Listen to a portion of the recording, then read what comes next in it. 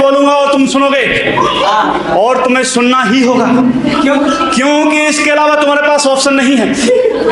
अगर ऑप्शन होता तो तुम आज यहाँ बैठे होते नहीं, ट्रेडिंग कर रहे होते और स्टॉक की छोटी छोटी कैंडल बनाकर घर पर सैंडल खाते। और वह मेरा जुम्मा है सैंडल खाना, तुम्हारा नहीं।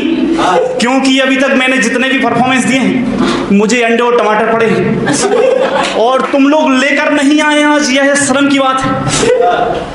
मेरा गुजारा उन्हीं अंडों और टमाटरों से होता है। तुम लोग फैक्ट्री में झेल के घर पे जाके आमलेट बनाकर खा लेता था,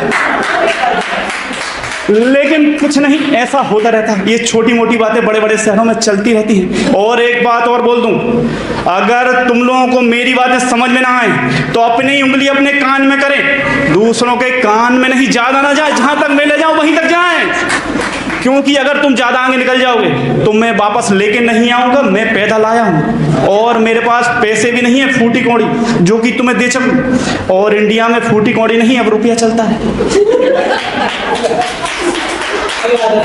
मेरे गांव में सुबह सूरज निकलता था और शाम को ढल जाता था, फिर दूसरे दिन शाम को सूरज ढलता था, सुबह निकलता था। लेकिन मेरा भाई सूरज निकम्मा एक नंबर का घर से ही नहीं निकलता था, क्योंकि नल्ला था और मैं भी नल्ला था।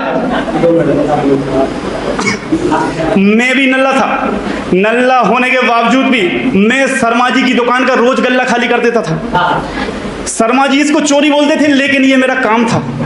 मैं अपना काम अपने तरीके से कर रहा था। मैं नई ऊंचाई छूने वाला था और इसी के साथ साथ मैं अपनी टीम में एक्सपांशन भी करने वाला था। लेकिन शर्मा जी को यह बात हजम नहीं हुई। उनने यह बात मेरे पापा से बोल दी। मेरे पापा ने मुझे बुलाकर जो धोया मेरी हड्डी पसली एक कर दी। मैं समझ नहीं पा रहा था कि मेरे पापा मेरे काम को क्यों नहीं समझ पा रहे। मैंने बोला, पापा मैं अपना काम कर रहा हूं। बोले, बेटा काम करो, चोरी नहीं। मैंने बोला पापा आपका काम और मेरा काम चोरी, और मेरा कुत्ता और आपका कुत्ता टॉमी। ऐसी हरकतें देख मेरे पापा ने मुझे बेइज्जत करके घर से नहीं निकाला।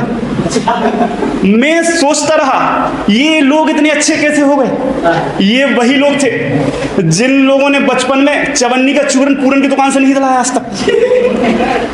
मैं समझ चुका था अब मेरी दाल यहां नहीं गलेगी। मैंने दाल को कुकर में रख सीटी लगा दी। 4 सीटी लगाई मेरे दोस्त, लेकिन मैंने सीटी लगाई तब भी दाल नहीं पकी। क्यों?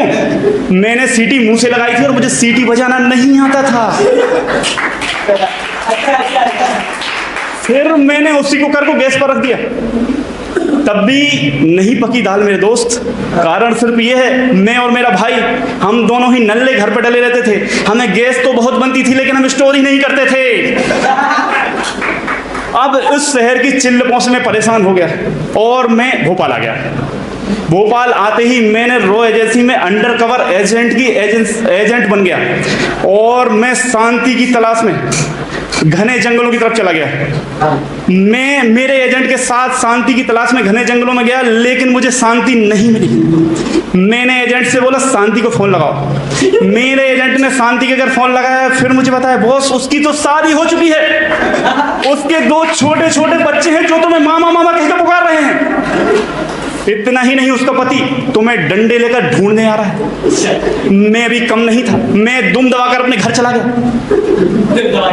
जैसे ही मैं घर पहुंचे मैंने देखा मेरे घर पे सीरियल चल रहे हैं अनुपमा एक ऐसी माँ जिसके बच्चों के बाप हर 6 महीने में बदल जा रहे हैं। और तो और अनुज जो कि कपड़ों से ज्यादा बीवियां बदल चुका है, लेकिन अनुपमा से सच्चा प्यार करता है। मैं जिंदगी में एक बार सक्सेस होने के लिए तरस रहा हूं। एक बार सक्सेस हो जाऊं और वहां अनुपमा महीने में 5 बार सक्सेस हो जा रही। इतना ही नहीं, और सुनिए, एक आदमी जिसके 2 बच्चे हैं उसको स्वागरात का सीन समझाया जा रहा है और बोला जा रहा है I don't know what to do.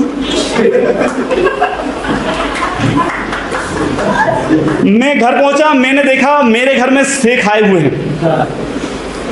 मैंने सोचा सेक आए हुए हैं, मुझे देखकर खुश होंगे। मेरी तो खुशी का ठिकाना ही नहीं था, क्योंकि मेरे घर में 2 ही कमरे थे, एक में मैं रहता था और खुशी को बाहर रहना पड़ा, उसका गे घर हो गया, खुशी का ठिकाना ही नहीं बचा। शेख ने मुझे भाव नहीं दिया क्योंकि मैं नल्ला था। मैं भी मार्केट में गया, उसने भाव नहीं दिए थे, मैं कम भाव में आम लाया, उसके ही सामने आम शेख बना लिया। और सामने शेख बैठा हुआ है और वो शेख और मेरे हाथ में आम शेख, मैं उसे दिखा दिखा के पी रहा हूँ, शेख आम शेख, शेख आम शेख, शेख आम शेख। लेकिन दोस्त उससे कुछ फर्क नहीं पड़ा, क्योंकि आज हमारा भारत आजाद तो हो गया है, लेकिन आजाद एक ही आदमी है, वो है चंद्रशेखर आजाद। बाकी सारे लोग अपनी बीवियों की गिरफ्त में हैं, हिलने तक की जगह नहीं मिल रही। लेकिन इससे मुझे कुछ फर्क नहीं पड़ता। इसके बावजूद भी मैं रातों में ढूंढने निकल जाता हूँ।